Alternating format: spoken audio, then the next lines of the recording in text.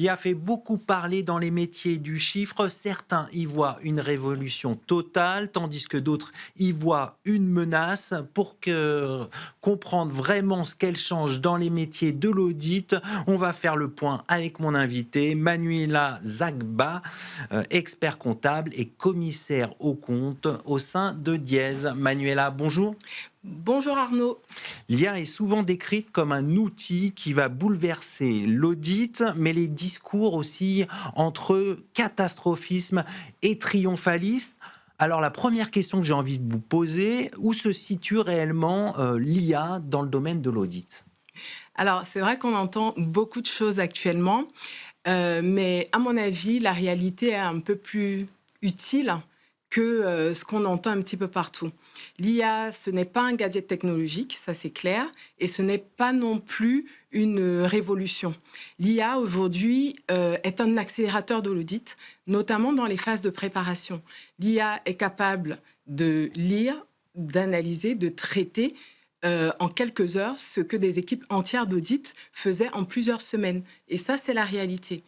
En revanche, l'IA ne produit pas de vérité absolue. Une chose est sûre, c'est qu'on a toujours besoin de ce regard humain pour comprendre un petit peu le contexte.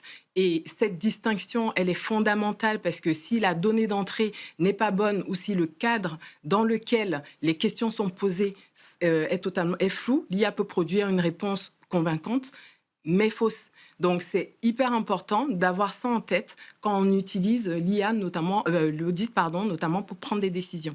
Donc c'est pour ça qu'il faut avoir l'expertise d'un commissaire aux comptes. Exactement. Pour poser les bonnes questions à l'IA. Tout à fait. Un autre point qui est important, parce qu'on entend beaucoup parler d'automatisation, d'analyse intelligente. Que fait vraiment l'intelligence artificielle aujourd'hui dans les missions d'audit ?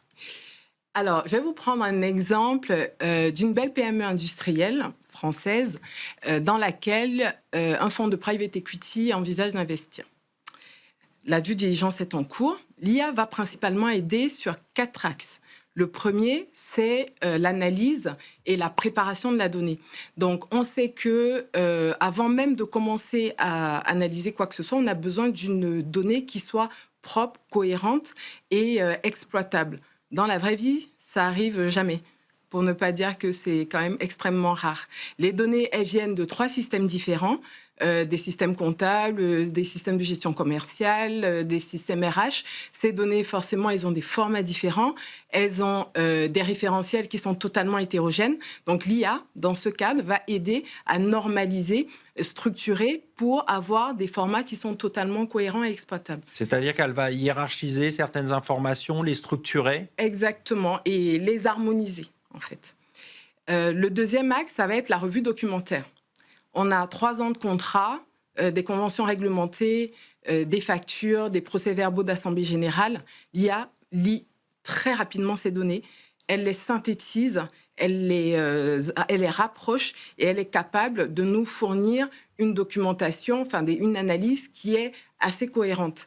Le troisième point, et à mon avis, c'est là où le changement est vraiment le plus profond, c'est ce que j'appelle le ciblage des zones de risque. De quoi s'agit-il ?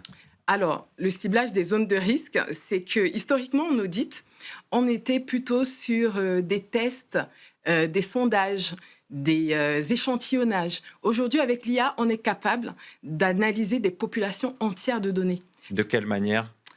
Alors, on injecte, par exemple, plusieurs factures, un volume d'écriture comptable, sur 3 ans. On injecte un volume d'écriture comptable à l'IA sur 3 ans, donc ça fait quand même un volume assez massif d'écriture. Et l'IA va analyser, identifier des doublons, identifier des montants un petit peu atypiques pour pouvoir ressortir des informations en fait qui peuvent être très importantes, en tout cas des points sur lesquels l'auditeur, lui, il va aller creuser.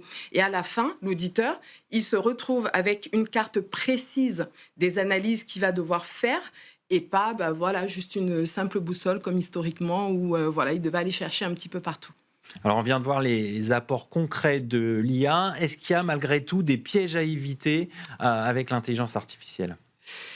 Oui, et c'est une question très importante parce que pour moi, le piège principal, c'est ce que j'appelle le faux sentiment de sécurité. De quoi s'agit-il? Donc, ce n'est pas seulement que l'IA se trompe, parce que ça, on le sait, c'est écrit partout, l'IA peut Les faire des erreurs. hallucinations. Exactement. Mais ce faux sentiment de sécurité, c'est surtout que l'IA va donner l'impression d'une fiabilité, comment dire ça, Une certitude presque. voilà, d'une certitude, d'une réalité, d'une rapidité et d'une intelligence supérieure, alors même que c'est un programme informatique qui a besoin de données d'entrée, de paramétrage et du regard humain. Et pour ça, en fait, c'est totalement de la programmation et du paramétrage humain. Quand je parle de données d'entrée, je le disais tout à l'heure, la mauvaise qualité de données d'entrée produit un mauvais résultat dans l'IA. J'ai un autre exemple sur ce que j'appelle les définitions qui ne sont pas partagées. Des notions comme le chiffre d'affaires, la marge, EBITDA, le risque exceptionnel. En plus, avec la nouvelle réglementation, c'est totalement d'actualité. Ce sont des notions qui n'ont pas la même définition en fonction des organisations. Donc, selon les modèles qui ont servi pour entraîner l'IA, on peut avoir des biais dans les résultats de nos analyses. Donc ça, il faut l'avoir en tête. Après, on a l'intelligence du contexte. L'IA ne sait pas identifier s'il y a un contexte spécifique à prendre en compte pendant une opération. Je vais reprendre mon exemple de la due diligence. On a chargé les données, on a 3 ans de résultats, on lui demande un calcul de marge. La marge est stable sur 12 ans, très convaincant. Alors, il y a juste une petite subtilité qu'on n'a pas dit à l'IA. Rapidement, parce qu'on arrive à la fin de cet entretien. Donc, il y a une toute petite subtilité qu'on n'a pas dit à l'IA, c'est que cette marge, elle a changé de définition en cours d'année parce qu'il y a des charges courantes qui ont été déplacées et qui ont été capitalisées. Ça, l'IA ne le voit pas si on ne lui dit pas. Et le dernier piège qui est très important, auquel on ne pense pas souvent, c'est l'opacité du traitement de l'intelligence artificielle. Donc aujourd'hui, il y a un rapport KPMG en 2024 qui a énoncé que 99% des entreprises allaient utiliser l'IA pour la production de leurs informations financières. Et ça, comment est-ce qu'on le dit aujourd'hui? C'est une vraie question que se pose en ce moment notre profession et à laquelle on commence à répondre. On va conclure là-dessus. Merci Manuela Zagda. Je rappelle que vous êtes commissaire aux comptes chez Diez. On termine cette première séquence et place tout de suite au débat. On va parler RSE.